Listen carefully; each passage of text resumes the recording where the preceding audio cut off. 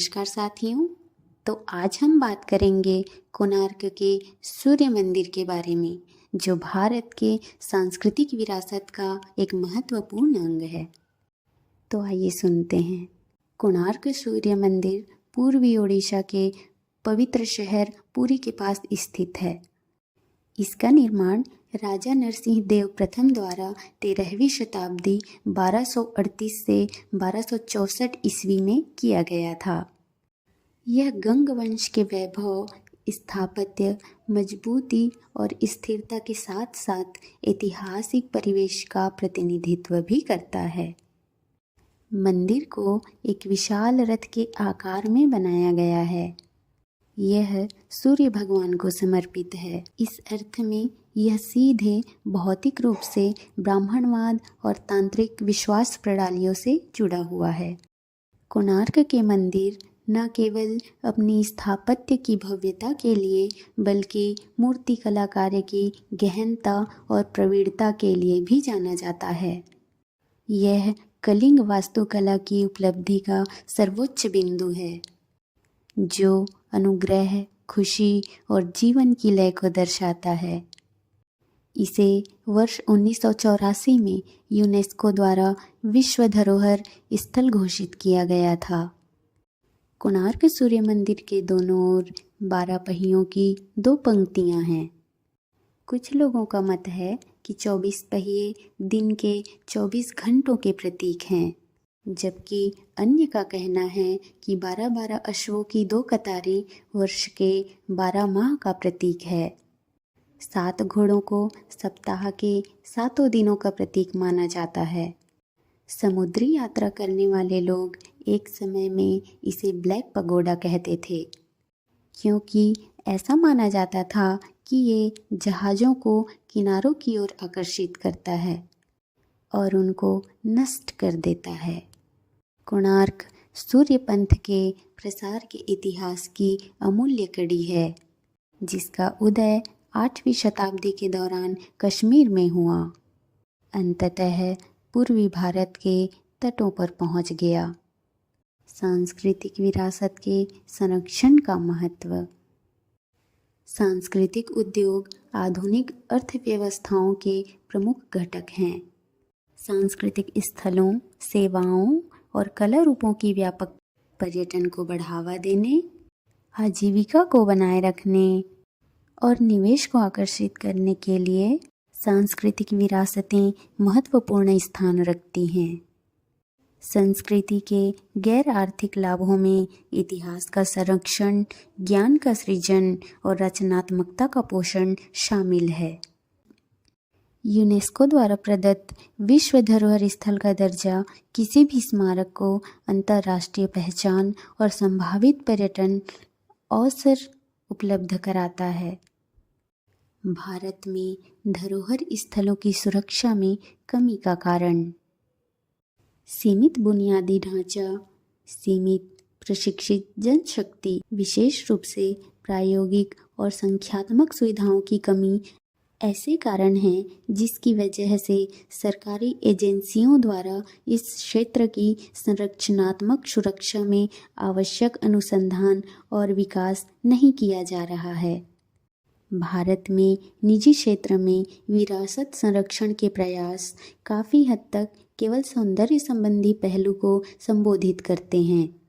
आमतौर पर इन परियोजनाओं के संचालन में और संरचनात्मक सुरक्षा को ध्यान में नहीं रखा जाता है।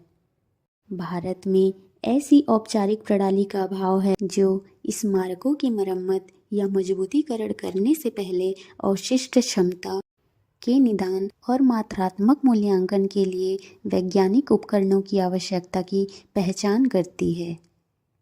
आधुनिक समय की इंजीनियरिंग शिक्षा निर्माण सामग्री और प्रथाओं के पारंपरिक ज्ञान के बीच अभिसरण का अभाव है। यह विरासत के संरक्षण में एक गंभीर बाधा है। धरोहर संरचनाओं में आपदा के बाद मरम्मतकरण का कार्य प्रायः अवैज्ञानिक तदर्थ माध्यम से अर्ध या बिना इंजीनियरिंग वाली पृष्ठभूमि के कारीगरों द्वारा किया जाता है। इसके लिए भी एक व्यापक कार्यक्रम की आवश्यकता है। भारत के पास विरासत धरोहरों का एक विशाल भंडार है। उनकी संरचनात्मक सुरक्षा पर ध्यान केंद्रित कर उन्हें एक औपचारिक मंच के माध्यम से संबोधित किए जाने की आवश्यकता है। लेकिन जनशक्ति की पर्याप्त गुणवत्ता और मात्रा का अभाव भारत में बड़ी संख्या में प्राकृतिक खतरों से विरासत संरचनाओं को संरक्षित करने में एक गंभीर अड़चन है। मूर्त सांस्कृतिक विरासत की सुरक्षा चुनौतियाँ। धन की कमी। सांस्कृतिक विरासत के संरक्षण के लिए वित्त महत्वपूर्ण चुनौती है। धरोहरों के संरक्षण और परिरक्षण पर सार्वजनिक प्राधिकरणों द्वारा ध्यान नहीं दिया जाता है। प्रशिक्षित जनशक्ति की कमी। हालांकि कुछ लोग सांस्कृतिक विरासतों के संरक्षण और इस व्यवसाय के बारे में जागरूक हैं, परंतु विरासत संरक्षण को कैरियर के तौर पर मुख्य धारा में लाने के प्रयासों में संस्थागत स्तर पर कमी एक गंभीर चुनौती है। संरक्षण की आवश्यकता के लिए जागरूकता और प्रचार की कमी। स्थानीय पर्यटकों के बीच नागरिक भावना की व्यापक कमी है, जो ऐतिहासिक स्मारकों पर अपना नाम लिखकर उन्हें खराब करते हैं। अवैध अतिक्रमण। ऐतिहासिक स्मारकों के परिवेश में स्थानीय दुकानदारों, अन्य विक्रेताओं, स्थानीय निवासियों द्वारा कई प्रकार के अतिक्रमण किए जाते हैं। पर्यावरण प्रदूषण। कई प्रकार के पर्यावरण प्रदूषण हैं जो विभिन्न ऐतिहासिक स्मारकों को नुकसान पहुंचा रहे हैं, जैसे मथुरा में तेल रिफाइनरी द्वारा उत्सर्जित सल्फर डाइऑक्साइड आदि से ताजमहल बुरी तरह प्रभावित हुआ था। आगे की राह। वर्ल्ड हेरिटेज कन्वर्सेशन के कार्यान्वयन के लिए प्रचालनात्मक दिशा निर्देश। इसका उद्देश्य विश्व की सांस्कृतिक और प्राकृतिक धरोहरों के संरक्षण से संबंधित कन्वर्सेशन के कार्यान्वयन की सुविधा प्रदान करना है, जिसके लिए निम्न प्रक्रिया निर्धारित की गई है। संकटग्रस्त विश्व विरासतों की सूची तैयार करना। विश्व विरासत संपत्तियों की सुरक्षा और संरक्षण। विश्व विरासत निधि के तहत अंतर्राष्ट्रीय सहायता प्रदान करना। कन्वर्सेशन के पक्ष में राष्ट्रीय और अंतर्राष्ट्रीय समर्थन जुटाना। अंतर्राष्ट्रीय समुदाय को संघर्षों के दौरान सांस्कृतिक विरासत की रक्षा से संबंधित मुद्दों को रखना चाहिए, जैसे अफगानिस्तान और सीरिया जैसे संघर्ष क्षेत्रों में सांस्कृतिक विरासतों का विनाश।